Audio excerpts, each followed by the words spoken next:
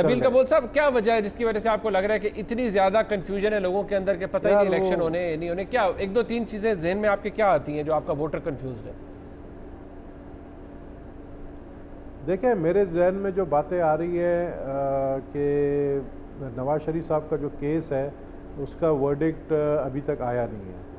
नवाज शरीफ साहब का केस का जो वर्डिक्ट है वो मैं समझता हूँ कि ड्यूरिंग केयर टेकर गवर्नमेंट ही आना है, अभी ही आना है। ठीक। और मेरे ख्याल में 9 जून आखिरी तारीख है।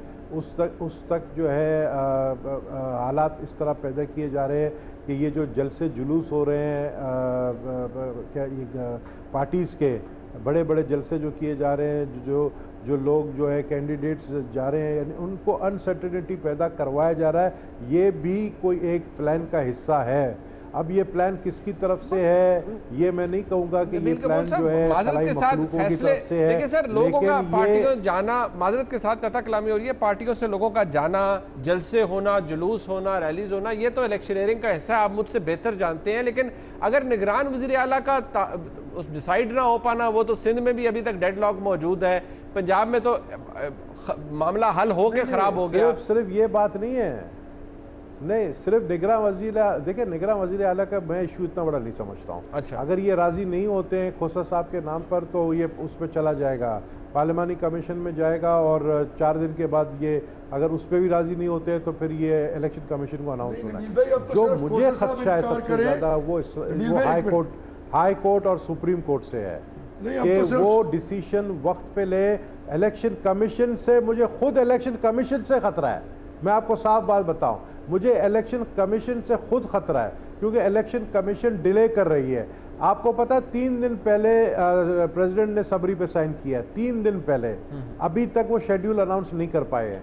क्या वजह है इसका? तो मुझे खतरा खुद इन्हीं से है। मुझे खतरा ये जो डिसीजन इस्लामाबाद हाई कोर्ट ने लिया है, ये इलेक्शन कमीशन को तो कह देना चाहिए कि जी हम फौरी तौर पर सुप्रीम कोर्ट, आप कल सुबह सुप्रीम कोर्ट पे जाए, आप जाके आप उस पर वर्डिक्ट ले आए, क्योंकि उनका जो है ना उनकी पैरामीटर में नहीं आता है इस्लामाबाद हाई कोर्ट की कि वो घोटकी का ज़िला, बडग्राम का जो है ज़िला और जो इस्लामाबाद से पता नहीं कितने 800-900 मील दूर हैं उन पर फैसला करे। इस्लामाबाद का जुरिस्डिक्शन जो होता है ना इस्लामाबाद हाई कोर्ट का, वो जुरिस्डिक्शन इस्लामाबाद ही होता है, लेकिन इन्होंने जो है इसको बहुत फैला दिया है। इस्लामाबाद हाई कोर्ट के जजेस ने जो फैसला दिया उनको खुद अपने जुरिस्डिक्शन का नहीं पता है, मैं समझता हूं। इलेक्शन कमीशन को चैलेंज करना चाहिए। यकीन मानिए जो फैसला इस्लामाबाद हाई कोर्ट ने दिया है उसकी तरीकाकार तो यही है कि उसको सुप्रीम कोर्ट में चैलेंज किया जाए, लेकिन शायद इलेक्शन कमीशन की तरफ से इस तरह की खबरें जरूर आ रही हैं कि किया जाएगा। बट सवाल ये है कि हार्ड कॉपी नहीं मिली अभी तक, वो ये कह रहे हैं कि हम देख के बताएंगे कि हमने क्या लेकिन अब सवाल ये है कि चले निगरान वज़ीर आला के मामले के ऊपर पंजाब के अंदर जो है अभी तक पीटीआई का ये ख्याल है कि कोई फर्क नहीं पड़ता, अगर हम विड्रॉ भी कर लें कि कोई नया नाम आ जाएगा, नई कंसल्टेशन हो जाएगी। लेकिन आपका ये कहना है कि अब नई कंसल्टेशन नहीं हो सकती। आपकी क़यादत की तरफ से बात क्लियर है पंजाब हुकूमत को कि अब कोई नया नाम एंटरटेन नहीं होगा? जी बिल्कुल, we are very clear, we can't do that. We have sent a summary. The law course is on. They had decided. नहीं तो बाद में अगर इन्होंने कह दिया कि ये तो गलत नाम आपने कर लिया और ये कहते रहे हमने तो कर दिया ना सब कुछ। हमारी तरफ से नया नाम अगले चंद घंटे में आ जाएगा। नहीं उससे मेरे भाई यार जाएगा।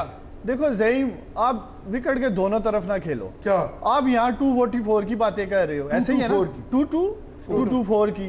तो दूसरी तरफ जो आपके नहल लीडर हैं 62-1F पे उड़े हैं, वहां मिस डिक्लेरेशन सादर को अमीन नहीं है, उनको आप मानते नहीं है। नहीं, उन शिकों को भी तो माने ना। तो वो तो कहते हैं यहाँ आप जो है सिर्फ एक अपना मनपसंद लगाने के लिए यहाँ आप आए तो उनकी बात मकसद ये है कि आप माने ना यार।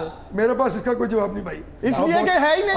आपके पास ना 300 अरब करप्शन का जवाब है, ना आपके पास मेरा मतलब है नैब में कोई जवाब है, ना सुप्रीम कोर्ट में जवाब है। क्या जवाब देना? बंदा आपने नॉमिनेट किया ऑनरेबल शख्सियत, लेकिन ये क्यों फिर आप ये क्यों शिक के पीछे छुप रहे हैं? ये क्या है बिस्मिल्लाह, हमने नहीं केपी में किया, हमने क्या मौलाना साहब को कहा जी घर जाए, हम नहीं सुनेंगे आपकी बात, नाम डिसाइड हो गया है। एक देखे ना, एक वही सूबा पाकिस्तान में ही है, वहां ये अमल होता है, हम कॉपरेट करते हैं, और ये यहाँ हमारे साथ लगे हुए हैं जी, हमने मानना ही नहीं है। मैं ना मानूं वहां पर ये कहा जा रहा है कि जिसने नाम दिया यानी ऑपोजिशन ने, मौलाना साहब ने, वो अपने नाम पर खड़े हैं, आपने रिजेक्ट किया है एक्सेप्ट होने के बाद। ऑपोजिशन है ना केपी के अंदर। देखिए ये इनकी इंफॉर्मेशन है, मैं कह रहा हूँ मौलाना साहब को लाइन पे ले ले, वो रिजेक्ट कर रहे हैं, अपोजिशन ही मांग कर रही है, अपोजिशन ही विड्रॉ कर रही है। इतनी केपी में हो सकता है तो पंजाब में क्यों नहीं हो सकता? नहीं है यार, इतनी मौलाना साहब सबके साथ लाइन पर होते हैं। नबील कबूल साहब वो जरदारी साहब के साथ भी रहे हैं, जनाब मियां नवाज शरीफ साहब के साथ भी रहे हैं, शरफ साहब के साथ भी रहे हैं, ये भी